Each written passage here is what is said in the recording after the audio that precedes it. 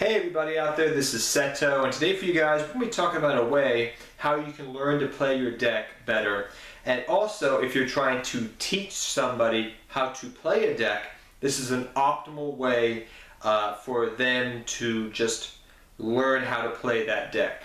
And that is playing with an open hand. Now, when you're at a tournament and things of that nature, well, of course you're not going to play with your hand, on the field laid out in front of your opponent for them to see your cards. But if you're learning how to play a deck and how to teach somebody to play a deck, it is a very good way of, seeing what type of hands you're going to get playing that deck first off. So you're actually kind of play testing, quote unquote, to see what different types of hands you can get. But it also teaches you how to deal with those different types of hands. I learned this skill from a good friend of mine years and years and years ago. It's probably been almost 8 years ago I learned how to do this. It was a long time ago. It could be even 10 years actually. So a long time ago I learned how to do this because one of my friends started doing it with me, and anytime I was trying to learn how to play a deck, especially back in the day with a deck, decks were not, just archetypal, they weren't based on archetypes all the time. They were, random assortment of cards, but to understand their interactions and how they work with each other, which is still true to this day, you want to learn how the cards interact, what's the best optimal play for certain situations. But especially back in the day, you were trying to understand, how these cards interact with each other. So playing with an open hand was a great way for somebody to show me, hey, this is what I would do. This is what I would do. And then if I'm your opponent, I'd be like, okay, this is what I would do if I didn't know your hand. That way you can play with an open hand and you can say, hey, I think you messed up on that play there. I think this is what you should have done. It's not backseat dueling, which some of my friends call me when you have somebody over your shoulder saying do this and do that, which I do sometimes when I'm trying to teach somebody a deck. But when you're just like having your cards out and I'm your opponent, I'm like, hey, I don't think that's the optimal move. Think about what you could do. So many times I've been at locals and like my friend Alex recently, I lent him my Dark Magician deck to play, but he'd never played Dark Magician really. So I was trying to explain to him all the different combos, all the different situations, because he didn't understand how the deck functions. That's a great tool of teaching somebody. So I remember one time I actually said to him, I said when I was dueling him, just lay your cards out. Now think about what would your play be right now? What play would you do?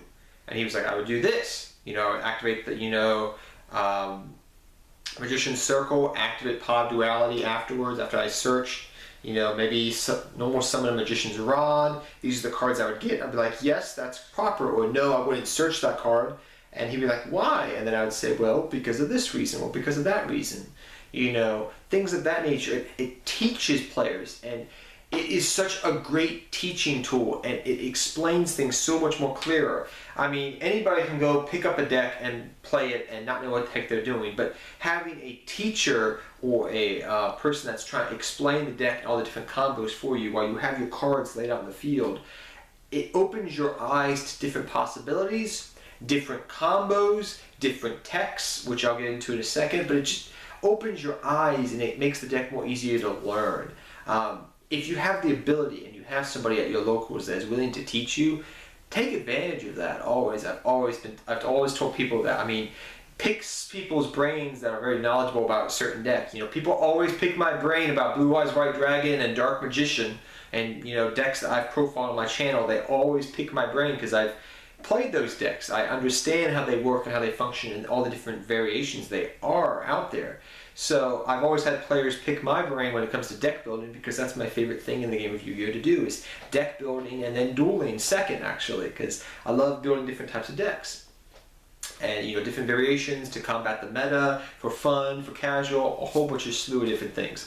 That's what I like. So I've always had people pick my brain. So if you have the ability to do that with somebody at your locals, do that. If they're offering you, a teaching lesson, take it. Don't just, I've seen some players in the community, which is a different topic for a different day, somebody will try to teach them something and they won't take their advice because they don't agree with it.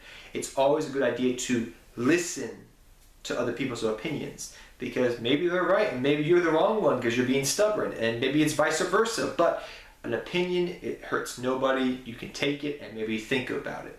But back to playing with your opening hands. So when you're playing with it, I always found, which was true, when you had your cards laid out, and say I'm your opponent and I had my cards laid out, I would say, okay, think about it. In this, if you were playing meta, so say I was playing, one meta deck versus another meta deck, but that deck, was weak against my meta deck. So the deck you were playing is weak against my meta deck. So I'm like, okay, think about it here. Optimally, you always consistently can get to that power play of yours, right? But shouldn't you try this tech card out now?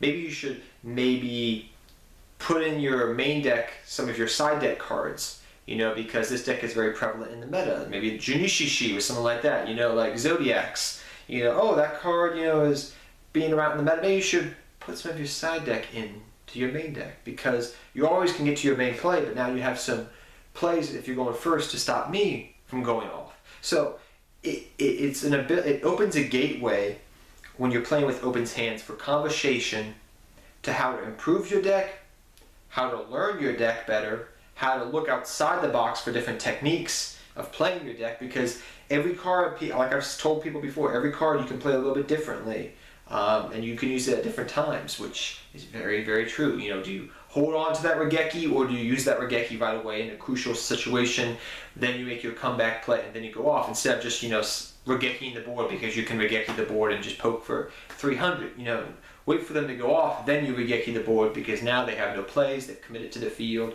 now you can go off and win. So, like I said, there's multiple different versatile ways. I could just go into detail here about the ways that playing with an open hand can help you. Like I said, it's a teaching method. It's very effective as well. So definitely try it out. If you and a buddy are playing a deck and both of you are familiar with said deck, try it out if you're just trying to learn the deck or learn a way to become a better duelist using that deck. Because if you just play with open hands, a couple times, maybe 15, 20 times, literally, it will teach you so much and you will gain so much from it, and it will give you different perspectives on that deck and how to play that deck. And it's just a great teaching tool, and it's a gateway to friendships, which I've had people, I've had people literally, I don't even play Yu-Gi-Oh! Sometimes with them. I just play open hands with them because I respect their thoughts and their opinions so much highly that I would like to pick their brain, just like people like to pick my brain sometimes when it comes to certain decks. But definitely try it out if you want to try to learn a deck better and try to play the deck better and think of different ways of playing said deck, because it always opens up the gate. It's a perfect gateway and thoroughfare to talking in the game of Yu-Gi-Oh! But till next time, take care, have fun dueling, good luck dueling, and try this out, guys. I know a lot of pro duelists out there do this. I know Patrick Hoban has talked about doing this in the past.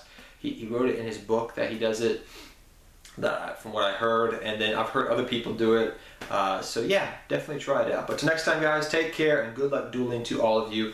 And I hope this video was very helped you out and to become a better duelist. And just a way that you could look at playing your deck a little bit differently and understanding your deck better differently throughout the different metas, be it a meta, be it a casual deck. So till next time, take care, everybody. Take care.